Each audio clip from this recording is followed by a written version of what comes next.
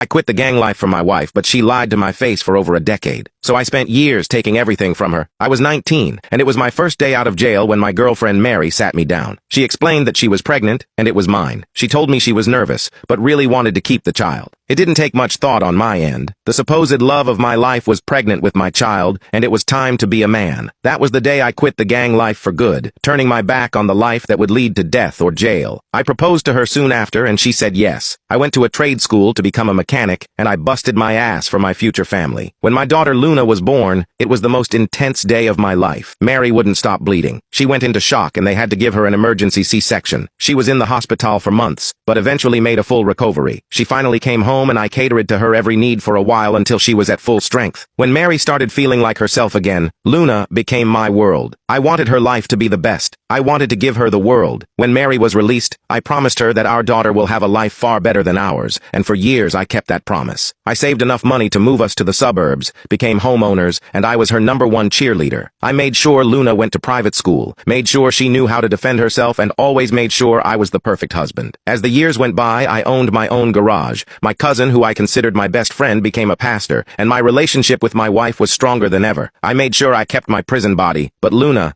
hated me. Since she turned 13, she just started hating me. She didn't want me to hug her, rolled her eyes every time I told her I loved her, ignored me when I asked her about her day in school. It hurt me, and Mary saw it. She told me that she's a teenager, and that I should just let it ride. I wanted to show her how much I loved her, so for her quinceañera, I wanted to go all out. I got everything she wanted, and she was still disrespectful, and briefly the old me almost came out just to put her in her place. But instead, I went to my cousin, vented my frustration and doubts about being a good father, and he told me to just let her be, and he said a prayer for me. I wanted a slideshow for the father-daughter dance. I got a chunk of the pictures of us together, but I realized I didn't have any recent pictures of us. She didn't want to take any. The last time I had pictures of her and I smiling with me was on her 13th birthday, and those were on my daughter's broken tablet. I took that tablet, went to a repair shop, and I didn't care about the cost. After a day and $300, the tech fixed it, and I was happy. Little did I know that this happiness would soon be followed by the biggest heartbreak of my life. I opened her tablet, and then the instant messages appeared. It was my daughter talking to my wife. It was a long banter that she didn't want me to dance with her, and it did hurt, but like my wife said, she's being a teenager. Then she said something that destroyed me. She texted why she had to do the father-daughter dance with me since I'm not her father. I wasn't her father. I wasn't. I felt my heart stopped. I got dizzy, my mouth dried up, and I needed to sit down. My wife responded that I raised her. I loved her, and that makes me her father. But Luna responded by saying that my cousin is her father, and she can't wait for her to turn 18 so she could tell me the truth, and she could live with her real dad, that she hated me, that she thanked God that I'm not her father. Mary began cussing her out, saying that it was a mistake for my cousin to tell her the truth 2 years ago, and the more they talked, the angrier I got. My wife lied to me for 15 years. My cousin, whom I confide my issues about Luna and my fears about being a bad father, not only slept with my wife, but had me raise his child. I wanted to hurt them. I felt a mixture of anger, sorrow, grief. I wanted to scream, cry, and die at the same time, if that makes any sense. I went to a dark place, and so I wouldn't do anything stupid. I told Mary that I needed to focus on work so I could pay the quints, and instead I drove to Manhattan and saw my old public defender who wasn't a low-level attorney anymore. He had a nice expensive firm near Midtown East. I was surprised that he remembered me, but apparently I was his first case as a public defender. We sat down and I told him everything. Gave him the tablet, and when he turned it on, the messages just kept coming. Only this time, Luna was talking to my cousin, her real father, and he was telling her to give me a chance. How I was always there for her, but Luna told him that so was he. How it makes sense that they have so much in common, and even called him Papi multiple times in their conversation, and he responded and told her that she was his little girl. We went through our options, and he asked me what do I want to do, and I told him that I wanted to go full scorched earth. I wanted to poison the well, and he asked me several times if that is what I wanted and nodded. I also told him that everything had to be filed before the quints in 2 weeks. So we sat down and spent the next 12 hours on what needed to be done, and I followed his instructions to the letter. I secretly placed my business for sale, called the private school and told them that I will not be paying for next year, closed the college accounts and the savings that I had for Luna, and prepared to place my house for sale online. No one was the wiser. I followed his instructions perfectly. There was only one thing I deviated from: the day of the quints. That day went off without a hitch. The whole family was there. Luna was smiling, having fun. Mary kept asking me if I was okay, and I lied to her. It was hard lying to her. From the moment I met her, I never lied to her, and during those 2 weeks, every time, I kissed kissed her, held her, made love to her. It was hard not to scream at her. It was hard not to hate her. She knowingly let me raise another man's child. She slept with my cousin, a man who saw as my brother, the godfather of my child, the best man when I eloped, my confidant. So the rage was hard to suppress, to say the least. When it was time for the father-daughter dance, I called her to the center of the stage. She looked annoyed but walked over. I had the music playing and she smiled, and it tore me apart, seeing her smiling at me. For years I wanted to see that smile again, and now I didn't want it. As we danced, I had the slideshow playing. Pictures of the two of us, and towards the end of the song, screenshots of her text messages with her mother and real father. Needless to say, this didn't bode too well. Mary looked like she saw a ghost. Luna just kept staring at the large screen, and my cousin just stared at me with fear. Mary ran to me and told me that she could explain,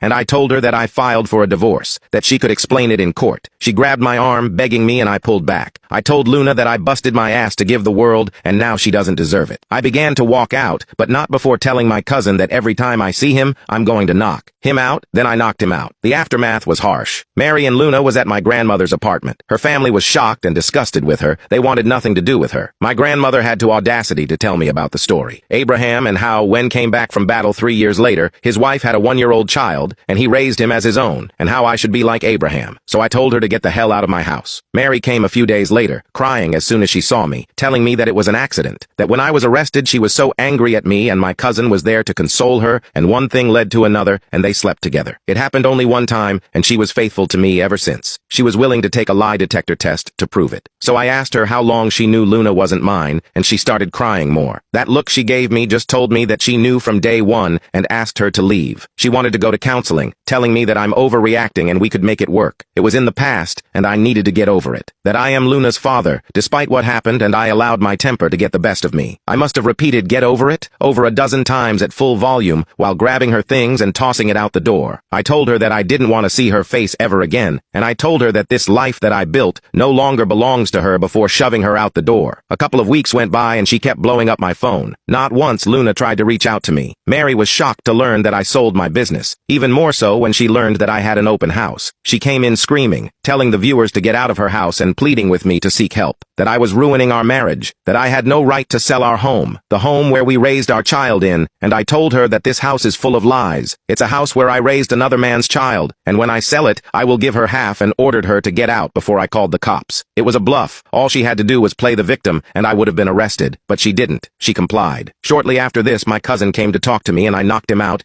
dragged him outside, and closed the door.